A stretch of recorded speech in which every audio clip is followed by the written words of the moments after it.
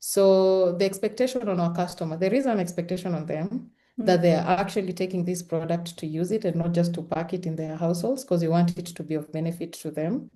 So the expectation is that they will start to use us to cook. And our role, like for my team, the sales team, is to support the customers to adapt to using us. If we are training them, if maybe there is an issue with the stove and we have to swap it, if there is an issue with the pellets and we have to swap out the pellets, if they're changing their nannies in their houses and they need retraining. So everything we're doing every day is to get them to use our stove as much as possible so that at the end of the day, we get to sell pellets, and that is how we end up being sustainable as a business. So for about 13 pounds, you get the stove, you get a 30 kg sack of pellets, which lasts a month to a month and a half, and you get some fire starter. And then if the stove breaks, you break it, whatever, we come in and swap out that stove. Because if your stove doesn't work, you're not burning our pellets and we're not earning anything, and we're definitely not having the impact we want. So it's about 13 pounds to get going, but that includes about a month and a half worth of fuel. Sure. And then after that, it is roughly 6 to 9 pounds of fuel cost for a family to cook on us every month, which is 40% less expensive than charcoal and 70% less expensive than using LPG.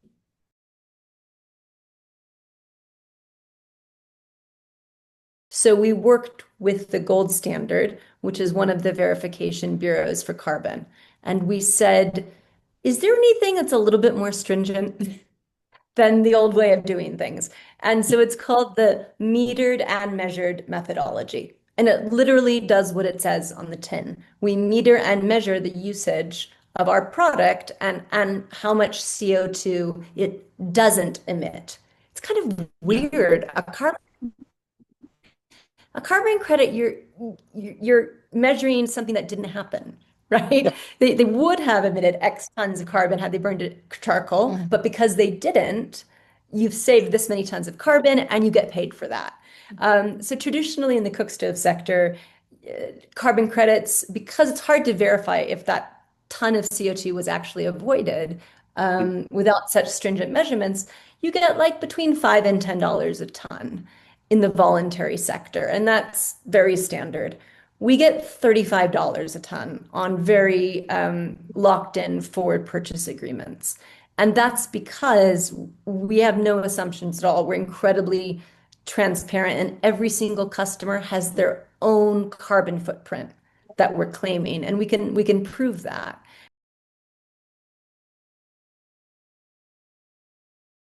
So briefly, we're in Kenya, we're in Uganda, and now we're opening up into Zambia, which is the most deforested country in Africa. It's really extraordinary. And Uganda has the most charcoal use per head on the continent. So really ripe markets for our product. But Brenda, what do we do to make sure it's right-sized for those markets, for those customers? Yeah, so we've tried out different models. At first, we used to distribute to the last mile using our own shops, which was quite expensive to put out stoves. But then what we are doing right now is that we want to do it very cheaply and we want to do it very fast. So the best way to do that is through our super dealer network. We call them SDs. We're just copy pasting that model. It has worked for us in Kenya and in Uganda. And especially in Uganda, because the SDs are mostly some political, they're like local administrators in a way, so they're really able to influence the community to adapt and to use the stoves. What was that woman that we talked to, remember? So with what she did with her income. Yeah.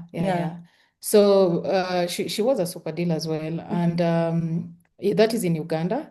The lady makes earnings through the distributorship of pellets. There is a percentage they earn, around 10%, the cost of the I pellets. think she's earning like a little over 100 pounds a month, Yes. basically. And Yeah. she was earning nothing before, only her husband brought in money before that. Yeah.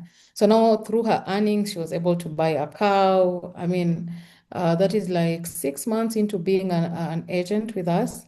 And we could see how additional it is to have them even work with us as super dealers. But come on, she So, said that thing. yeah. She said, well, my husband has to listen to me now because he's not the only one bringing money. Yeah.